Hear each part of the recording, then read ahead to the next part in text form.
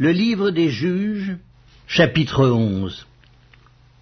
Jephthé, le Galaadite, était un vaillant héros.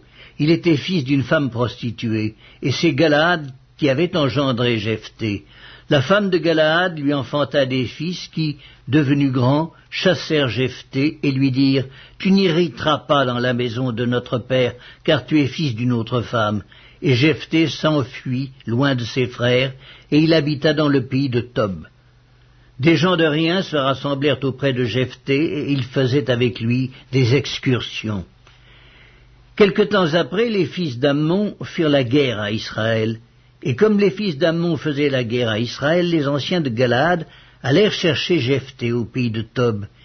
Ils dirent à Jephthé, « Viens, tu seras notre chef, et nous combattrons les fils d'Ammon. » Jephthé répondit aux anciens de Galaad, « N'avez-vous pas eu de la haine pour moi, et ne m'avez-vous pas chassé de la maison de mon père?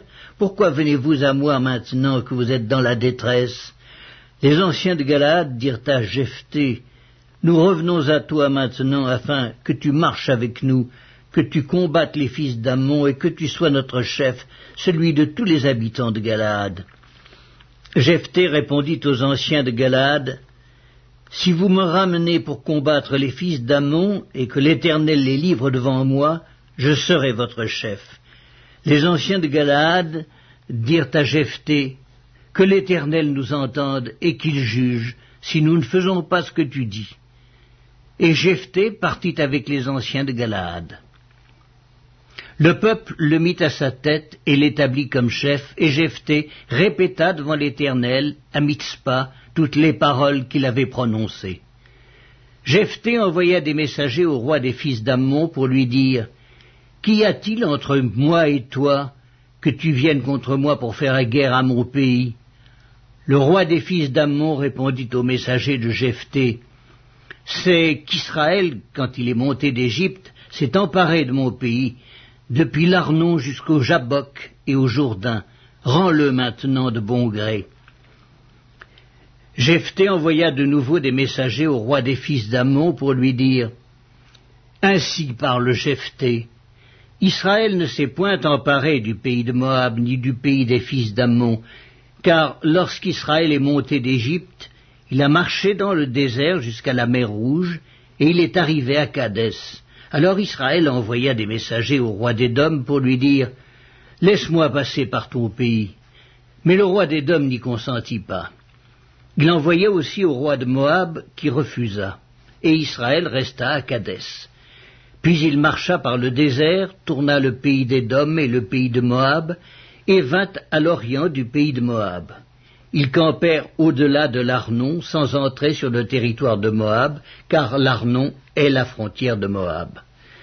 Israël envoya des messagers à Sion, roi des Amoréens, roi de Hesbon, et Israël lui dit, « Laisse-nous passer par ton pays jusqu'au lieu où nous allons. » Mais Sion n'eut pas assez de confiance en Israël pour le laisser passer sur son territoire.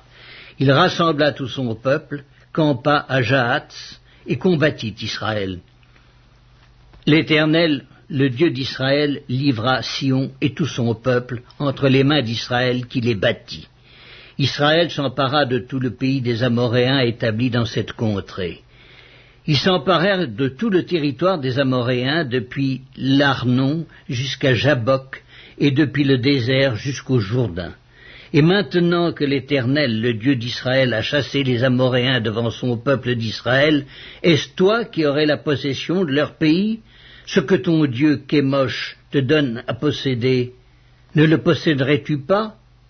Et tout ce que l'Éternel, notre Dieu, a mis en notre possession devant nous, nous ne le posséderions pas? Vaux-tu donc mieux que Balak, fils de Tsippor, roi de Moab? A-t-il contesté avec Israël, ou lui a-t-il fait la guerre? Voilà 300 ans qu'Israël habite à Hesbon et dans les villes de son ressort, à Aroër et dans les villes de son ressort, et dans toutes les villes qui sont sur les bords de l'Arnon. Pourquoi ne les lui avez-vous pas enlevés pendant ce temps-là? Je ne t'ai point offensé, et tu agis mal avec moi en me faisant la guerre. Que l'Éternel, le juge, soit aujourd'hui juge entre les enfants d'Israël et les fils d'Ammon. Le roi des fils d'Ammon n'écouta point les paroles que Jephthé lui fit dire. L'esprit de l'Éternel fut sur Jephthé. Il traversa Galaad et Manassé. Il passa à Mitzpé de Galaad, et de Mitzpé de Galaad il marcha contre les fils d'Ammon. Jephthé fit un vœu à l'Éternel et dit, « Si tu livres entre mes mains les fils d'Ammon, quiconque sortira des portes de ma maison au-devant de moi, à mon heureux retour de chez les fils d'Ammon, sera consacré à l'Éternel, et je l'offrirai en holocauste. » Jephthé marcha contre les fils d'Ammon, et l'Éternel les livra entre ses mains. Il leur fit éprouver une très grande défaite, depuis Aroër jusque vers Minite, espace qui renfermait 20 villes, et jusqu'à Abel-Kéramim. Et les fils d'Ammon furent humiliés devant les enfants d'Israël. Jephthé retourna dans sa maison à Mitzpa, et voici sa fille sortit au-devant de lui avec des tambourins et des danses. C'était son unique enfant, il n'avait point de fils et point d'autre fille. Dès qu'il la vit, il déchira ses vêtements et dit, « Ah, ma fille, tu me jettes dans l'abattement, tu es au nombre de ceux qui me troublent.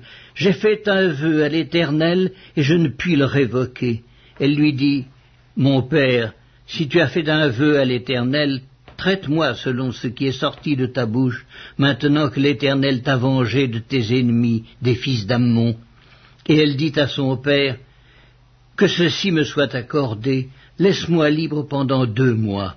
Je m'en irai, je descendrai dans les montagnes et je pleurerai ma virginité avec mes compagnes. » Il répondit, « Va. » Et il la laissa libre pour 2 mois. Elle s'en alla avec ses compagnes et elle pleura sa virginité sur les montagnes. Au bout des 2 mois, elle revint vers son père et il accomplit sur elle le vœu qu'il avait fait. Elle n'avait point connu d'homme. Dès lors s'établit en Israël la coutume que tous les ans les filles d'Israël s'en vont célébrer la fille de Jephthé, le Galaadite, 4 jours par année.